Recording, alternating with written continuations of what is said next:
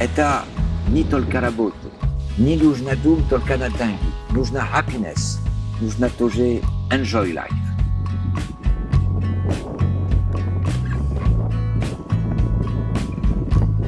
Тут первый человек насадить виноградник – это греческие люди, 2500 лет назад. Для мой это для занимать розовое вино и розовый шампань. Вы видите такой земля. Внизу у нас глина. Когда жарко, ça fait авторегуляция для воды. Эта территория это отлично. Arrived in Ukraine, it was in October 2002. And I'm happy to be here, because if I'm not happy, I run from here. Я работаю дальше на Липская фабрика косметики и парфюмер, 1,5 года.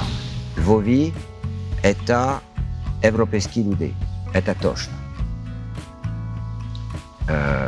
Это европейские люди, avec культурные, архитектурные, etc. Киев, я не знаю, что это Киев, потому что я не люблю Киев, я только уезжал на Киев, когда я нужно стойче, я назад. Так. Донбасс, раньше я работаю много, и я есть много друзей раньше на Донбасс, это еще другой. Это мина, это как север Франции, такой, так, ну, ровные люди, вот так, bon. И Одесса. 21 декабря 2002 году по первый раз я уезжал на Одессу. И когда я видел такой город, я сказал, вау, это хороший город. На этом моменте я работаю 4 дня недели в Львове, и 3 дня я enjoy life in Одесса. И donc один воскресенье я уезжал на Шабу по Молдавии. Днестр Лиман. И я видел такой территории отлично. Такой земля, такой климат, такой ветер, такой воздух свежий, натуральный, понимаете? Тут это чистый. И все.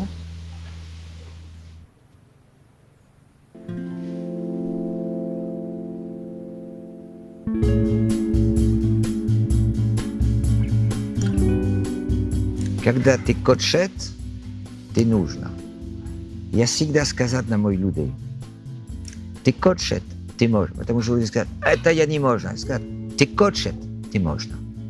Или ты не хочешь. Когда я видел колхоз выкорчат виноградник, я сказал, стоп, я забрал. Я есть идея для организовать одна продукция экологически чистая. Потому что на этот момент, в 2005 году, ни один человек работает натурально экологически чисто. Ни один. Виноградник я купил на колхоз 130 гектаров виноградник. Я люблю животных. Потому что один территорий без животных это не жить. И тоже я люблю настоящий продукт. Donc, наш купил куры. Куры дают яйца. И наши дети, когда маленькие, есть свежие яйца, как хочет каждый день. Коз. Есть хорошо настоящий крепкий молоко для коз, нарастет кальций, когда хочет. Voilà. Мясо то же самое, понимаете? И дальше я есть лошади, потому что я люблю лошади. Все. И собака. Я люблю собаку тоже. Это старый дом для швейцарских колонистов. Это глина дом, только гаражи это советские времена. Люди убор виноград на поле, дальше там дробилка, отделить веточка, дальше сок. Сок стоит тут, одна нож, первый осад упал, дальше следующий день перекачат, сок бродит, и когда все кончит бродит, другой зал, и дальше перекачат, потому что мой вино я не фильтровал. Это большой емкости, это организовал один вино по старой рецепт бургундский, где сок dla winograd brodić внутри каждая ягода для грозд. И это квадратный, это на нови. Но это только раз в год, первое воскресенье октября, только женщина, потому что женщина занимает педикюр.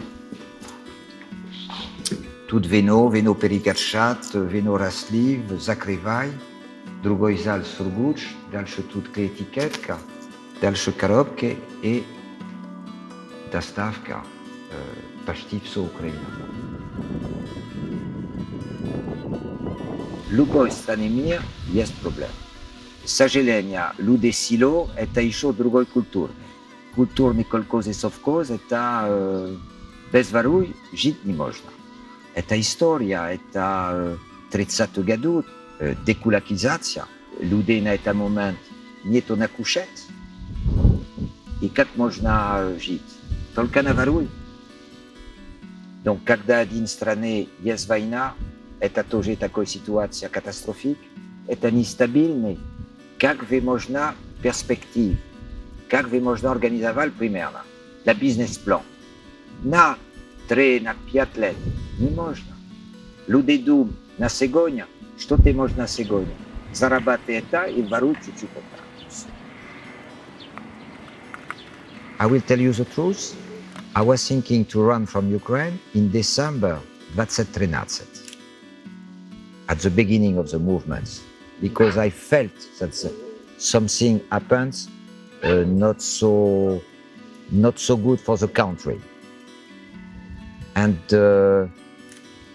I was asking to all my Ukrainian friends, what do you think? I feel this. No, no, everything will be okay. And so, voilà. But we hope that not tomorrow, because tomorrow it's not possible, but that maybe in some years Ukraine will be better.